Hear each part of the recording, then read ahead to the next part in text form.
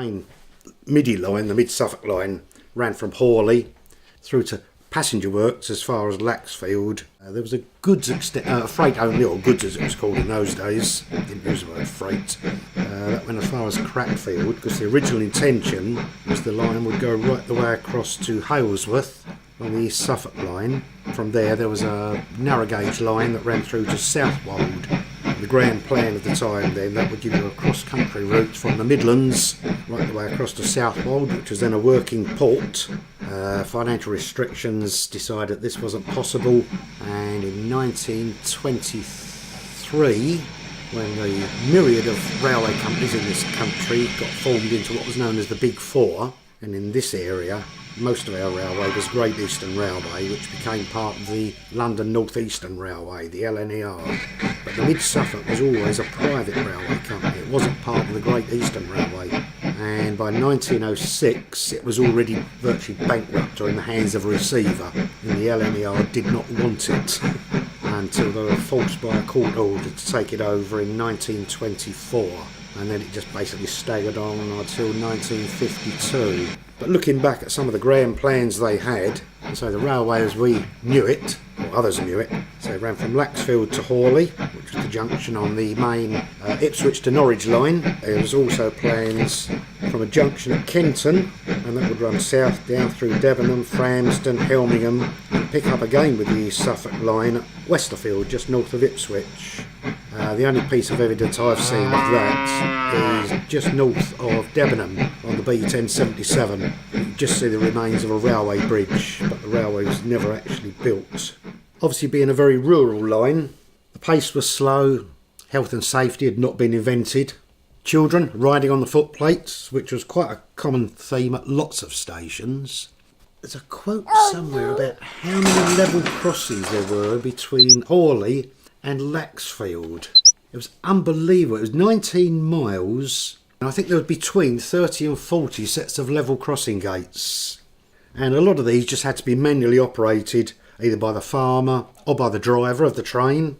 And a little where the local children used to earn pocket money, whereas they'd hear the train coming and they would open the gates for the driver, and they would get a penny as a reward for doing this.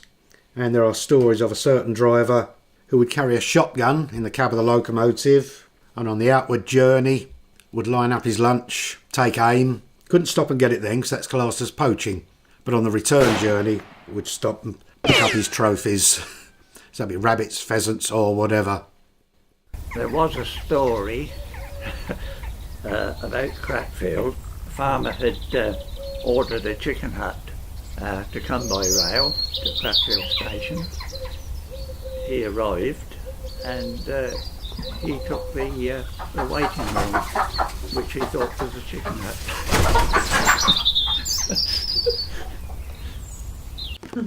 Used to have to climb up on the trucks and unsheet them and sheet them up. Put tilts over the top of trucks. Covers, that's right. Yeah, we used to go on sheets. Other than coal, we had a lot of coal come through. Sheet up, what did we sheet up? I don't know, I forget. Corn. Well, yeah, corn, I suppose. Yeah, corn, I suppose.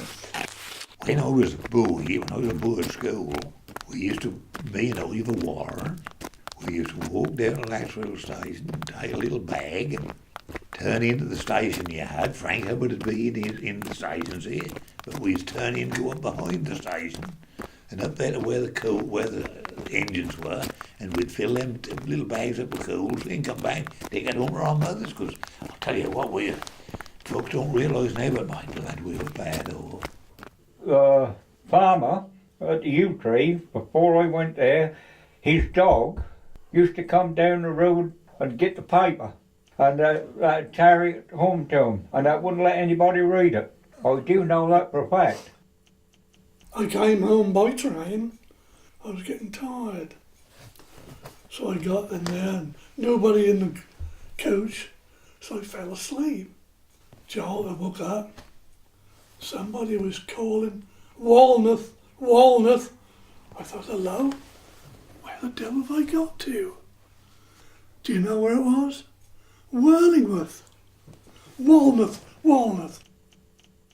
Yeah, the line came right through that issue from Stradbroke. Well, they did for sugar beet, you see. They used to load sugar beet on them cattle down by the train to Laxfield. No, Of course, I then used to shunt and make the trains up. I mean, I think you shunt and pull in, put it into the thing, jumped on the next truck, and then put the things on the train what people want come to ascend, and open the shed and the gates to let the train come in and closed on them and locking all up at night and putting the lights out winter time and all the rest of it. See, and then the morning when you got to work in the morning at Stradbroke now you lit 2 fires. That was not winter time, of course.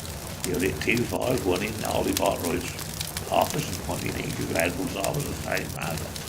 And when the train come in, see you put your, if you want trucks, I mean actually I want 7 box trucks with E.G. Clark loaded, but you put them on your sheet.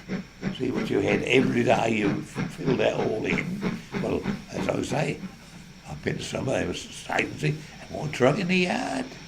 And God help me, one who flats had one good grenade that had a cold come in, but oh dear, when I first went on the railway, they were like at Kenton. I mean, Kenton, where that big grass factory, they built that up there, that grass was all blown up with big pipes in, made into cattle feed, and the co-op was, Kenton Co-op was it was. They used to have a lot of stuff come in, see, to grind up and make cattle food and stuff like that. But say, them days are gone now. All used to come around then.